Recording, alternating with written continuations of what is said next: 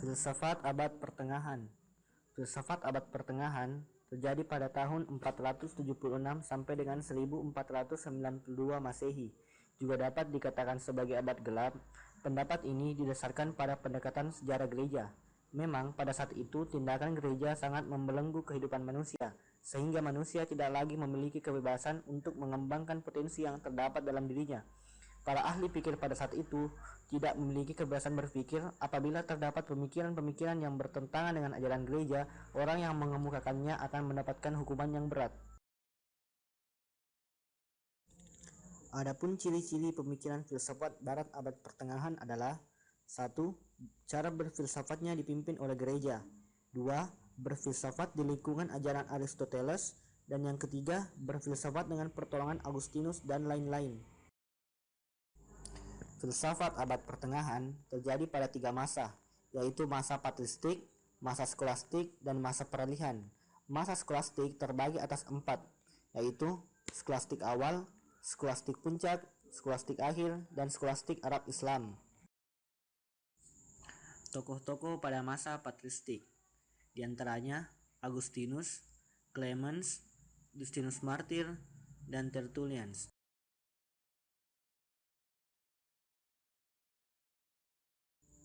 Masa patristik. Istilah patristik berasal dari kata Latin pater atau bapak, yang artinya para pemimpin gereja. Para pemimpin gereja ini dipilih dari golongan atas atau golongan ahli pikir. Dari golongan ahli pikir inilah menimbulkan sikap yang beragam pemikirannya. Mereka ada yang menolak filsafat Yunani dan ada pula yang menerimanya.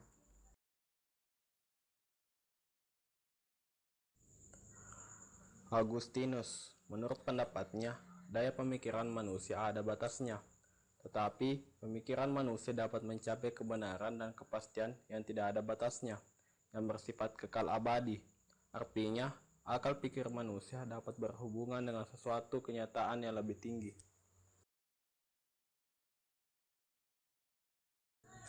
Menurut pendapat Justinus Martyr, agama Kristen bukanlah agama baru, karena Kristen lebih tua dari filsafat Yunani, dan Nabi Musa dianggap sebagai awal kedatangan Kristen. Pokok-pokok pemikiran Clemens adalah sebagai berikut. Yang pertama, memberikan batasan-batasan terhadap ajaran Kristen untuk mempertahankan diri dari otoritas filsafat Yunani. Yang kedua, memerangi ajaran yang anti terhadap Kristen dengan menggunakan filsafat Yunani. Dan yang terakhir, bagi orang Kristen, filsafat dipakai untuk membela iman Kristen dan memikirkan secara mendalam. Tertullian, ia mengatakan bahwa dibanding dengan cahaya Kristen, segala yang dikatakan oleh para filosof Yunani dianggap tidak penting. Apa yang dikatakan oleh para filosof Yunani tentang kebenaran pada hakikatnya sebagai kutipan dari kitab suci. Akan tetapi, karena kebodohan para filosof, kebenaran kitab suci tersebut dipalsukan.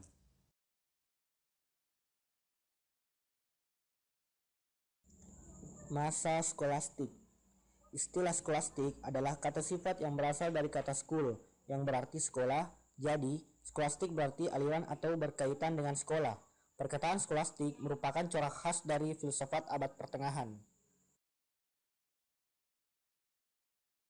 Filsafat skolastik dapat berkembang dan tumbuh karena adanya beberapa faktor. Yang pertama yaitu faktor religius. Faktor religius adalah keadaan lingkungan saat itu yang berkehidupan religius. Mereka beranggapan bahwa hidup di dunia ini merupakan suatu perjalanan ke tanah suci Yerusalem. Dunia ini bagaikan negeri asing dan sebagai tempat pembuangan limbah air mata saja atau tempat kesedihan. Yang kedua yaitu faktor ilmu pengetahuan. Pada saat itu telah banyak didirikan lembaga pengajaran yang diupayakan oleh biara-biara, gereja ataupun dari keluarga istana. Kepustakaannya diambil dari para penulis Latin, Arab, Islam, dan Yunani. Skolastik awal. Saat ini merupakan zaman baru bagi bangsa Eropa. Hal ini ditandai dengan skolastik yang di dalamnya banyak diupayakan pengembangan ilmu pengetahuan di sekolah-sekolah. Pada mulanya, skolastik ini timbul pertama kali di biara Italia Selatan dan akhirnya sampai berpengaruh ke Jerman dan Belanda. Kurikulum pengajarannya meliputi studi duniawi atau artes liberales, meliputi tata bahasa, retorika, dialektika atau seni berdiskusi, ilmu hitung, ilmu ukur, ilmu perbintangan, dan musik. Skolastik Puncak. Masa ini merupakan kejayaan skolastik yang berlangsung dari tahun 1200 sampai dengan 1300 Masehi. Masa ini juga disebut sebagai masa berbunga. Berikut ini merupakan faktor mengapa masa skolastik mencapai pada puncaknya. 1.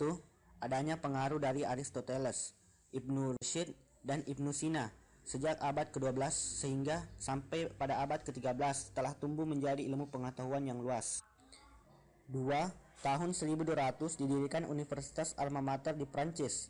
Universitas ini merupakan gabungan dari beberapa sekolah. Ketiga, berdirinya orde-orde.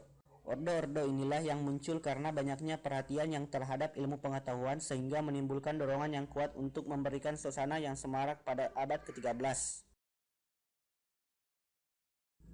Adapun tokoh-tokoh dari skolastik puncak, yaitu Albertus Magnus dan Thomas Aquinas. Skolastik akhir. Masa ini ditandai dengan adanya rasa jamu terhadap segala macam pemikiran filsafat yang menjadi kiblatnya sehingga memperlihatkan stagnasi atau kemandegan. Adapun tokoh-tokoh pada masa skolastik akhir. Yang pertama yaitu William Occam. William Occam memiliki pendapat bahwa manusia hanya dapat mengetahui barang-barang atau kejadian-kejadian individual. Yang kedua yaitu Nicholas Cusasus. Nicholas Cusasus memiliki pendapat bahwa terdapat 3 cara untuk mengenal, yaitu lewat indera, akal, dan intuisi. Dengan indera kita akan mendapatkan pengetahuan tentang benda-benda berjasad yang sifatnya tidak sempurna. Dengan akal kita akan mendapatkan bentuk-bentuk pengertian yang abstrak berdasar pada sajian atau tangkapan indera. Dengan intuisi kita akan mendapatkan pengetahuan yang lebih tinggi.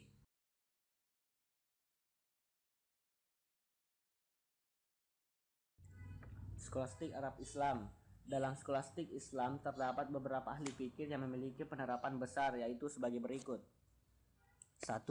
Sampai pertengahan abad ke-12, orang-orang barat belum pernah mengenal filsafat Aristoteles, sehingga yang dikenal hanya buku logika Aristoteles saja. 2. Orang-orang barat itu mengenal Aristoteles berkat tulisan dari para ahli fikih Islam, terutama dari Ibnu Rushd. Yang ketiga yaitu skolastik Islamiyah membawakan perkembangan skolastik Latin. Adapun tokoh-tokoh ahli fikih Islam pada masa skolastik yaitu Al-Farabi, Ibnu Sina, dan Al-Ghazali.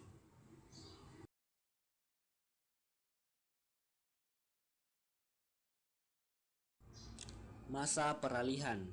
Setelah abad pertengahan berakhir, sampailah pada masa peralihan yang diisi dengan gerakan kerohanian yang bersifat pembaruan.